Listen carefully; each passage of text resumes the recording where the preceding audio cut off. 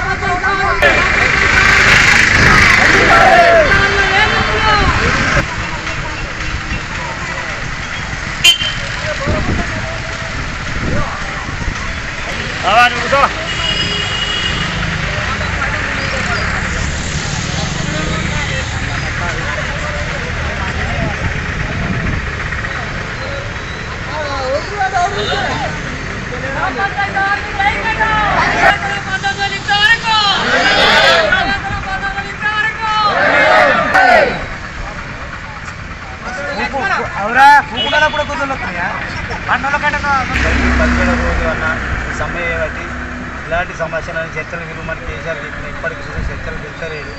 ఏ సమస్య లేదు. ఎన్నిసార్లు మొత్తుకున్న గీత ఉంది. ప్రతిసారి మేము సమ్మె చేసినప్పుడు కీటికి మాస్టర్ కేసీఆర్ అంటాడు.